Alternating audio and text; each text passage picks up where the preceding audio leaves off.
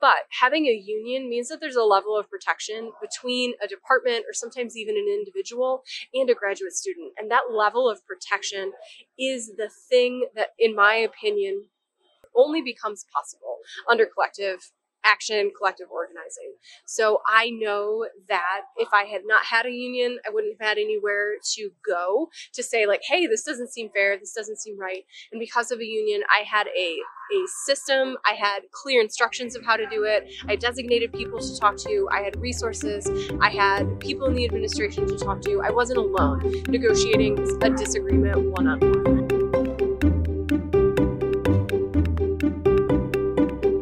Welcome to the Personal Finance for PhDs podcast, a higher education in personal finance.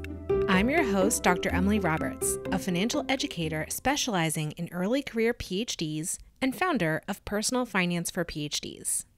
This podcast is for PhDs and PhDs-to-be who want to explore the hidden curriculum of finances to learn the best practices for money management, career advancement, and advocacy for yourself and others. This is Season 15, Episode 4, and today I'm sharing first-person stories of graduate students enjoying improved stipends and benefits thanks to prior negotiation. The first half of the episode includes the experiences of 4 graduate students with their unions or when taking part in unionization movements. The second half of the episode includes 4 individual negotiation stories from prospective graduate students. I'm beyond excited to announce that I'm offering a brand new live 1-hour seminar titled How to Not Hate Your Fellowship During Tax Season. It's all about how to understand and properly handle your fellowship stipend that will not be reported on a Form W-2, which is what I call awarded income. Awarded income typically doesn't have income tax withheld from it, which can become an unwelcome surprise and even financial hardship if the recipient is not taught what to do starting with their first paycheck of this type. In addition to teaching about estimated tax and self-withholding, I give pointers for preparing for and navigating tax season with awarded income. This seminar is intended to be taken during orientation or shortly after by people who are switching on to awarded income for the first time, so it will be exclusively available between August and October of this year.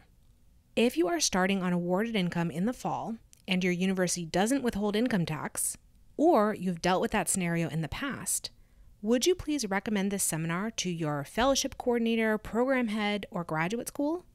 Please CC me, Emily, at pfforphds.com so I can pick up the conversation.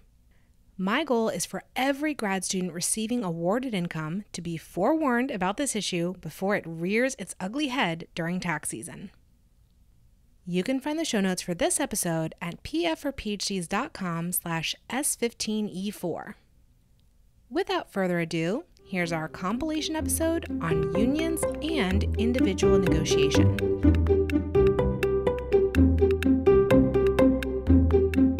This portion of the episode includes 4 responses to my open-ended prompt of what is your union or unionization movement story? If you would like to hear other episodes on unions, look up Season 12, Episode 7, Season 5, Episode 9, and Season 4, Episode 14.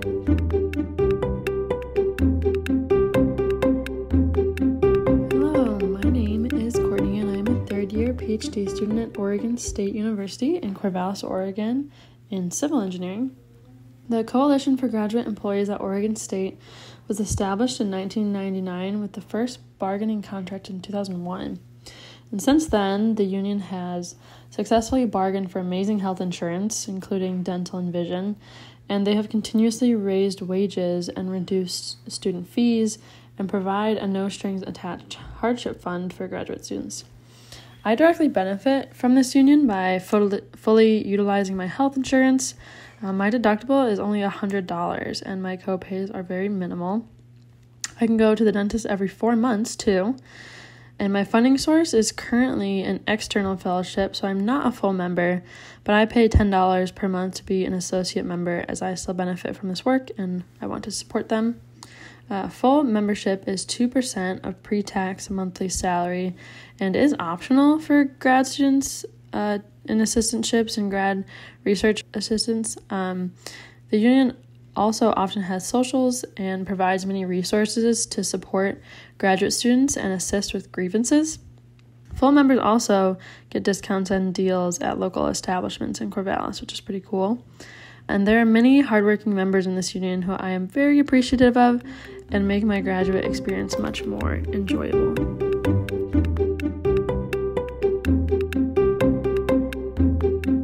My name is Michelle, and I'm a PhD student at Michigan State University. When I first started at MSU, I didn't know very much about unions. Because of the pandemic, my department had lower participation in their graduate student organization, or GSO, so there was no one to discuss unions at the orientation.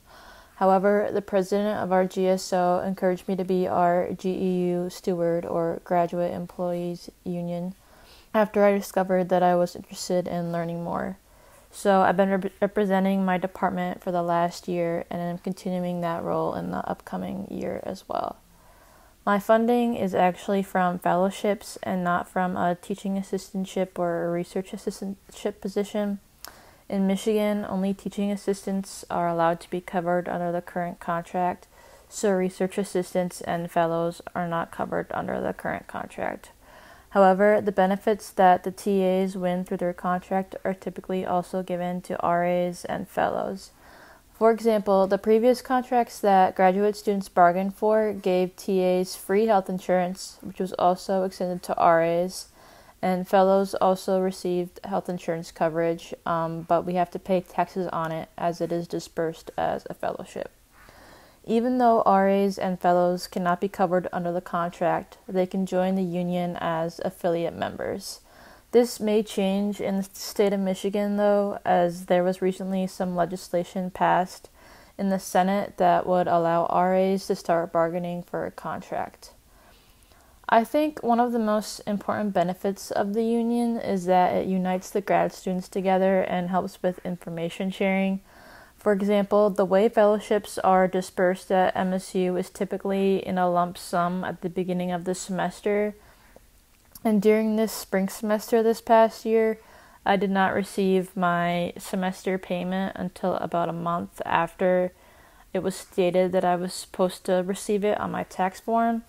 But then I was able to contact other members of the union through our Slack channel who had a similar problem in order to resolve this issue as quickly as possible. I have also seen other members of the union get help on a myriad of other topics, such as late pay and overwork.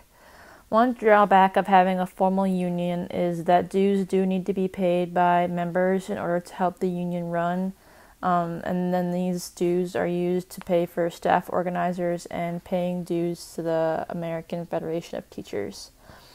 And the MSU union also had to recently increase dues for affiliate members because membership dropped a lot during the pandemic. However, as more people join the union, then the cost of running it can be spread out among more people.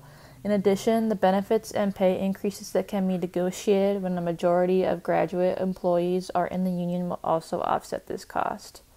It is also more important to make sure that you have an issue that you want to organize around, and the dues can then come later to cover the operating costs of the union once it grows.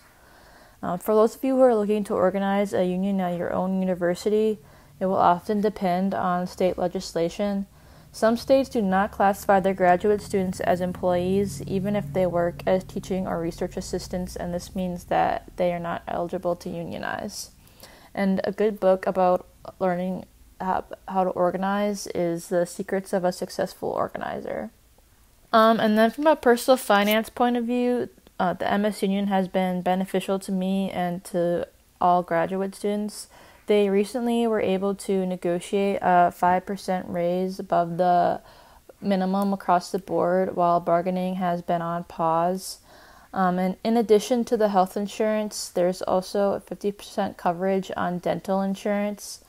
Overwork is also written into most union contracts, and enforcing it would also give someone more time to focus on a side hustle if they needed some extra cash, as long as it's permitted by the university and their program. In addition, enforcing the contractual working hours could also free up more time to focus on research.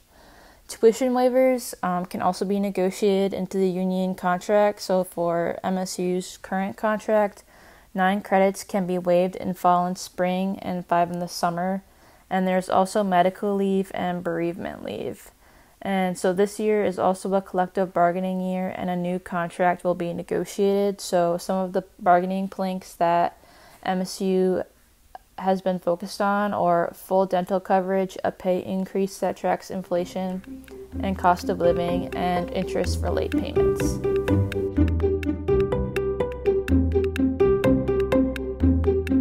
Hi, I'm Katie Peplin from Thrive PhD, and I am a proud member of 2 former unions, both as a graduate student and as a teaching assistant. I was part of the UCLA union when I was there as a master's student, and then I was part of the graduate student union, GEO, at the University of Michigan my entire tenure there. I wholeheartedly believe in unions for graduate students. I think that one of the things that is most important about them is that they provide collective power in a place where individual concerns can really easily get swept under the rug. For example, when I was in my last year of teaching, I was supposed to be TAing a class, which was a 50% workload, but in reality, it was 2 sections that I had taught before, 2 hours of direct teaching, some grading, and then attending the lectures. And that assignment was switched without my knowledge or consent over the winter break into a 4 direct teaching hours plus screening plus grading upper level writing class. And I was just informed that it was still going to be a 50% contract and that I would be making the same amount of money. So I immediately went to my rep and was like, is this legal? And unfortunately it was legal, but I was able, with the help of my union, to negotiate for better terms of my pay. I was able to reduce the writing requirement and therefore the grading requirement of this class. And I knew that I would not have to rely on the word of my department and my advisors. So now that I work with graduate students all over the world, I think it's really important to say that most faculty and most universities aren't out to get graduate students. Universities run on the backs and labor of graduate students in a lot of different ways. But having a union means that there's a level of protection between a department, or sometimes even an individual, and a graduate student. And that level of protection is the thing that, in my opinion, only becomes possible under collective action, collective organizing. So I know that if I had not had a union, I wouldn't have had anywhere to go to say, like, hey, this doesn't seem fair, this doesn't seem right. And because of a union, I had a system, I had clear instructions of how to do it, I designated people to talk to, I had resources, I had people in the administration to talk to. I wasn't alone negotiating a disagreement one-on-one. My unions also made it possible for me to have livable healthcare, livable stipends, even if they were below the cost of living at the time. And I know that those things were only possible because the group that provided so much labor for the university bonded together. If you are a grad student who is thinking about unionizing, I really encourage you to reach out to other unions. The union that I was represented by as a PhD student was formed in 1974. It's one of the earliest university unions for teaching assistants. It's GEO at the University of Michigan. And I know that they have consulted with all sorts of burgeoning union movements all around the country. So there's a lot of people who have walked this path before. GEO has experience dealing with shifting administrations, changing state laws, changing labor laws.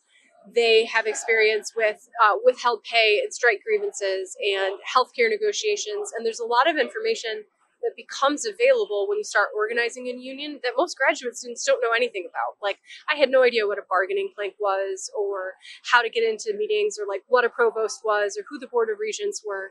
So being in a union for me was both a way to give back to the thing that was supporting me and giving me so much benefit, but also it was a really great way to learn about how universities work. Obviously, it's a singular point of view about how a university works, and I'm sure that there are other administrations that might come back and say, this isn't exactly how it works. But for me, on the ground as a union member, I learned so much about how university budgets worked, where my stipend even came from, how my health insurance was negotiated. And those are all really important skills that I've needed well after I've left university. So even though I am no longer part of a union and I work for myself, I still use all of my union skills to think about what's in the best interest, to look at insurance plans, to think about how budgets are made, or if I'm approaching universities to ask for funding. And it's certainly something that I work with in clients every day, because the reality is that graduate school takes away from some of your prime earning, your prime living years. And it's for a good cause, to create research and add to the knowledge in the world. But also there's material impacts for taking a big chunk of your 20s or a big chunk of your 20s and 30s, or to leave a secure job and come back to grad school. There are impacts for taking that time away. And the more that I work with people, the more I really see a distinct difference between campuses that have unions and their graduate students feel like they have some level of security, they have some level of a reliable stipend over the summer, or they have some sense that their health insurance will continue from year to year, and students at universities who don't. It sometimes can be really easy to reduce unions to like, oh, they're the reason I get my good benefits, or like that's the reason that I get a good stipend as opposed to a very crappy stipend. But I think that the real benefit outside of those material benefits is just understanding and having some protection for these vulnerable years where you're really giving a lot of yourself and wanting to have some protection back for them.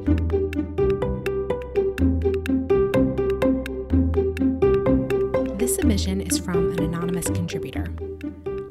Quote, I'm a PhD candidate and graduate assistant at a private Christian American university.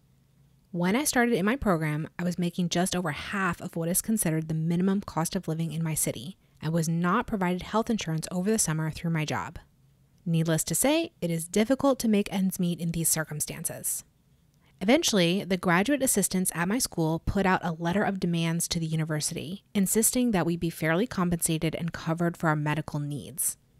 We demonstrated how much money we bring into the university with each class we teach and how dependent the school is on us to teach many required courses for undergraduate students. For example, from what I can calculate, when teaching just one class for one semester of 25 students, the school brings in 6 times more money than I am paid in a whole year. We also appealed to the school's religious ideologies and ethics and pointed out the hypocrisy of a Christian institution taking advantage of people in this way. The school did respond and met some of our demands, but continued to refuse to pay us a living wage. Higher-ups at universities want to tell us that because we are also students, that much of our labor is an educational experience for which we should be grateful and not expect compensation. But the truth is that our labor is real work that we have trained hard to be qualified to do, and that the universities could not function without. To get a job as a graduate assistant, a person must have a college degree and go through competitive selection processes. Many of us even already have master's degrees before we start in PhD programs and take these jobs. And it's not as if we're asking to be paid as much as professors. We are only asking for the bare minimum of what it takes to live in this particular town. But the university has refused. We realized that we weren't going to get our basic needs met unless we united and organized, so the union effort began. I am keeping my identity and the identity of my school anonymous, as we have not yet gone public with our union efforts, but we did want to take this opportunity to get our story out there so that graduate assistants at other universities would know that they aren't alone in their struggles. Additionally, I want to say that we have been very inspired and invigorated by the efforts and successes of graduate students unionizing at other universities throughout the country.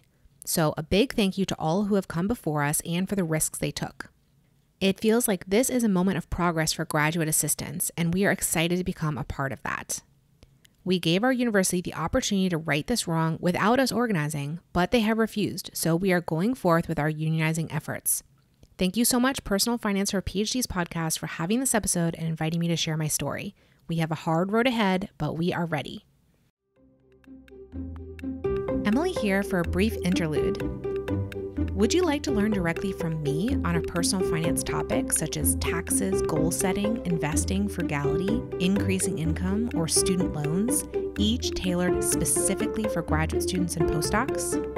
I offer seminars and workshops on these topics and more in a variety of formats, and I'm now booking for the 2023-2024 academic year. If you'd like to bring my content to your institution, would you please recommend me as a speaker or facilitator to your university, graduate school, graduate student association, or postdoc office? My seminars are usually slated as professional development or personal wellness. Ask the potential host to go to pfforphds.com/speaking or simply email me at emily@pfforphds.com to start the process. I really appreciate these recommendations, which are the best way for me to start a conversation with a potential host. The paid work I do with universities and institutions enables me to keep producing this podcast and all my other free resources. Thank you in advance if you decide to issue a recommendation. Now back to our interview. This portion of the episode includes 4 responses to my prompts regarding individual stipend negotiation. The prompts were: what was your original stipend and benefits offer? What was the process of negotiating this offer? What was the outcome of the negotiation? If you would like to hear another episode like this one, look up Season 8, Episode 7.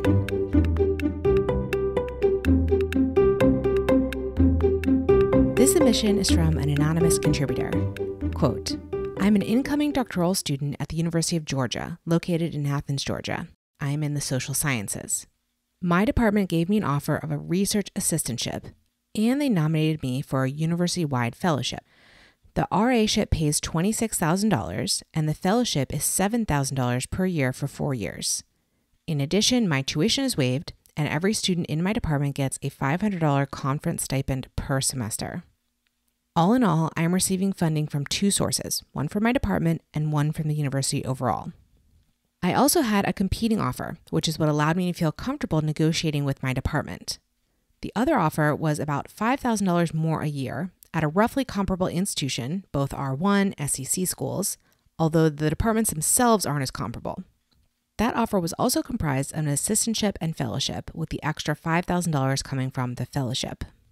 At the time I had these offers, I was also in the last year of my master's program, and I was really well positioned to negotiate by virtue of my existing professional connections.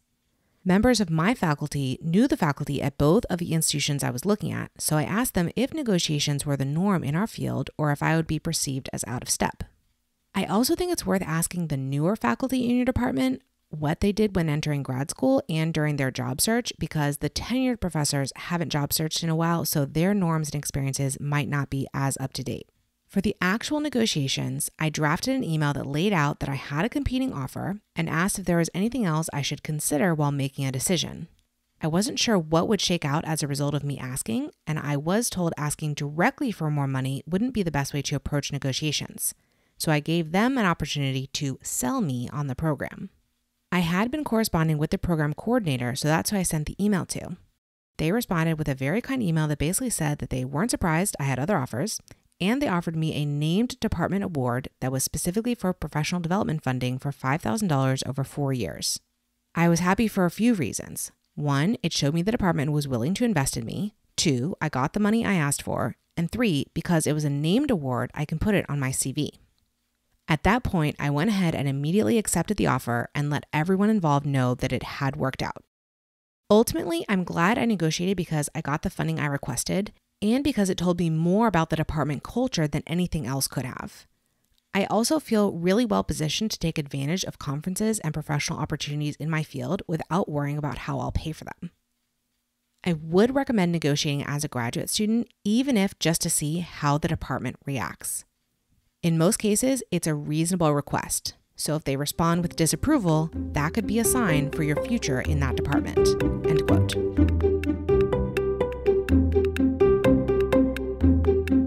So I just completed the second year of a 5-year humanities doctoral program at a large public university in the Midwest.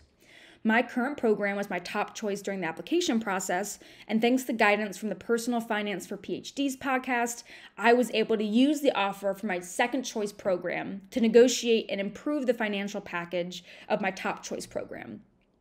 Originally, my top choice offered me a 5-year funding package that included a 2-year fellowship to be used during the first and last years of my graduate studies. This fellowship relieves me of teaching duties and also offers a higher stipend.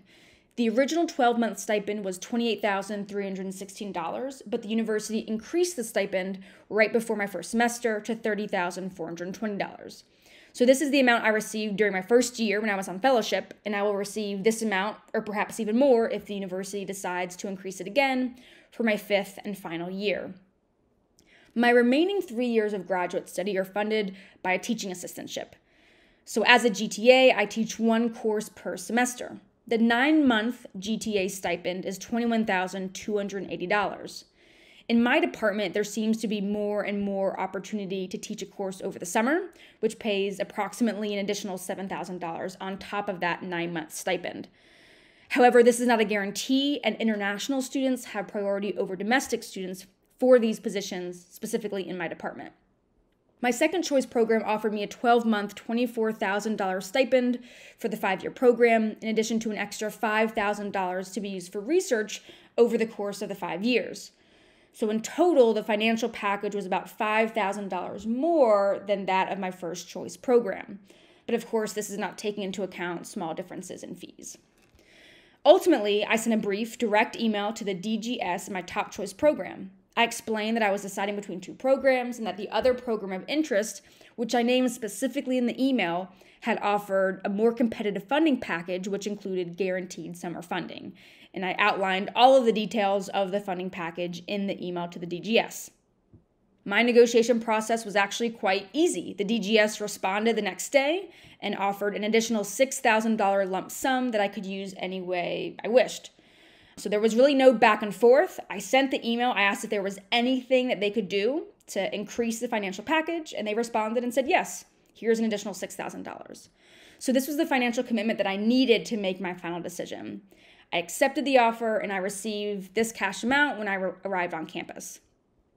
Ultimately, my second choice program has since increased stipends to $30,000 per year. However, my current program has also made changes to funding packages. Summer teaching opportunities have increased in my department, specifically for domestic students, and health insurance will soon be covered 100% by the university. So my first 2 years, there was an 85% subsidy. So it seems to me that financial packages can really shift and evolve over the course of one's program. But I think it's critical to make sure that you have a guaranteed financial package that is workable for you from the very beginning. For me, as a 31-year-old doctoral student who left a career to pursue a PhD in a completely different field, financial security is really important, and pursuing programs with strong funding packages in affordable cities, and then negotiating with my top choice and continuing to seek out additional grants and awards now that I'm here has been really important for my success in the program and also for my well-being overall.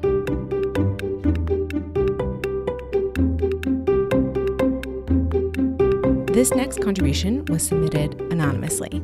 Quote, "Hello, newly minted PhD student here. Today I'll be telling you a bit about my experience of negotiating my offer letter for grad school. I say negotiating with air quotes because my experience was not the typical case of using an offer from one school as leverage to improve your offer at another school. But I think my experience can help motivate others to negotiate, which is why I'm happy to share. So for a bit of backstory, I knew from early on during my undergraduate education that I wanted to go to graduate school. However, the research I was doing as an undergrad wasn't something I was super passionate about. By my senior year, I found a research area that was more interesting to me, but felt that I wasn't ready to apply to grad school since I'd be switching fields. In order to gain a better understanding of the state of the field and really specify a topic I could devote 6 years of my life to, I worked as a lab tech for 2 years doing research in the field I thought I wanted to pursue in graduate school. And yay, I was correct in my judgment. I found a research topic I really enjoyed. The downside to this, perhaps, was that I consequently narrowed my options for grad programs. I ended up applying to 2 programs that were both direct admit, so I knew which lab I'd be joining and have a general idea for a project I'd work on. Following interviews, I realized that one of the labs was not the right fit for me. So by the end of the application cycle, I only had 1 offer letter. Now, during my interview at this institution, 2 PIs, neither of whom were the PI I was interviewing for, and one of whom was on the grad committee, both encouraged me to negotiate my offer. Then, prior to receiving the offer letter, my PI emailed me saying we should Zoom once I got it so we can go over the details and, quote, discuss anything I'd want to negotiate. So I was confident that negotiation was not taboo for this program and was reassured that my PI would even help me. But how exactly do you negotiate without the leverage of another offer? You just ask. My original offer was a 12-month appointment with a stipend of $32,000 for my first 2 years, then the departmental rate guaranteed for 9-month appointments for 3 more years, as well as an additional departmental award to be paid over my first 3 years. Even though I didn't have another offer, I was still planning to ask for smaller things such as relocation assistance. Then I was awarded the NSF Graduate Research Fellowship. With the fellowship, I recognized I had a little bit more bargaining power, but at the end of the day, there was only one school I'd be able to take it to. Still, I knew that my PI and department were generally okay with negotiations, so I figured I had nothing to lose if I asked for more. I first Zoomed with my PI. That's when I asked about relocation assistance. But I followed up on that Zoom call with an email basically saying, I've heard that other NSF recipients asked for these things. Is any of this even possible? And listed the following: agreement to pay the NSF stipend on non-NSF years, partial control of the $12,000 cost of education fund that is part of the fellowship, and a sign-on bonus. My plan was to gauge what my PI thought would be reasonable requests, then go forward with only those, but they actually just went ahead and asked about all of them, and 2 days later I had my answers. First, the school will match the NSF stipend. On non-NSF years.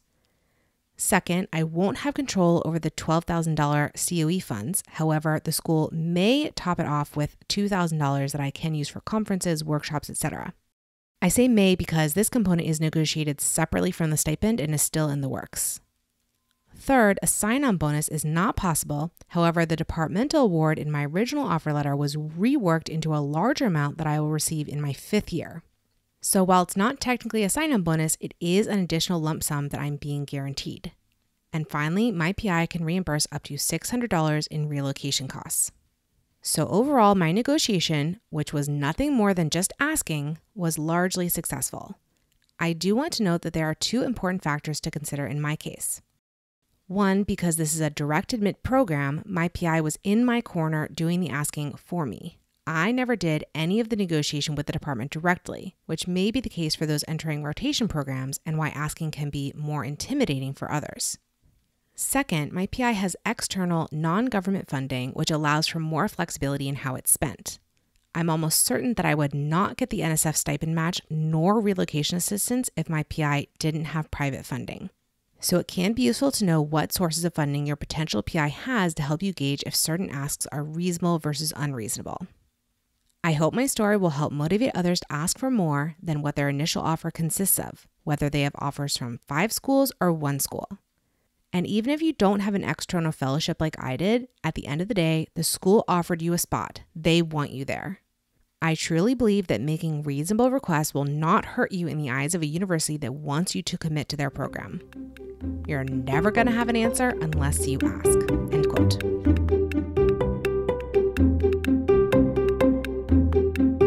This is from an anonymous contributor. Quote, I will be starting in a PhD program in fall 2023. After some correspondence with the professor in charge, I managed to secure a bit of additional funding. My advice is to think of the process as just asking questions instead of negotiation. Make a convincing case and focus on controllable and movable points. 1. Thinking of the process as simply a communication exchange helped me in 2 ways. By removing the pressure of negotiation, it helped me to think clearly about what I need to support myself financially and the pressure points in the initial offer, e.g. rent. And as such, it helped me to communicate clearly about my financial concerns.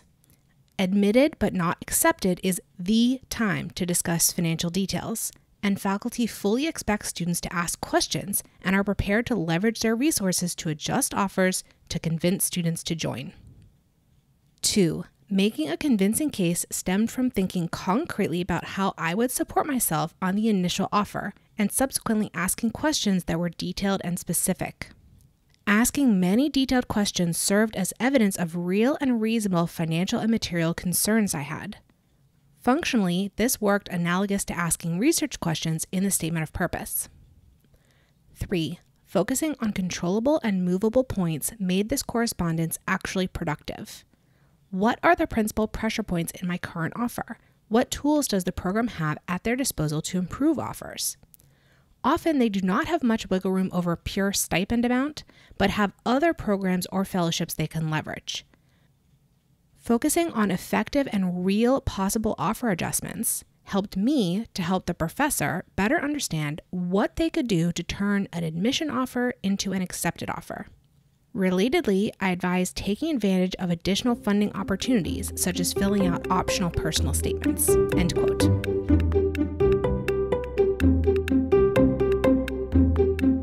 Listeners, thank you for joining me for this episode. I have a gift for you. You know that final question I ask of all my guests regarding their best financial advice? I have collected short summaries of all the answers ever given on the podcast into a document that is updated with each new episode release. You can gain access to it by registering for my mailing list at pfforphds.com/advice. Would you like to access transcripts or videos of each episode? I link the show notes for each episode from pfforphds.com/podcast. See you in the next episode, and remember, you don't have to have a PhD to succeed with personal finance, but it helps.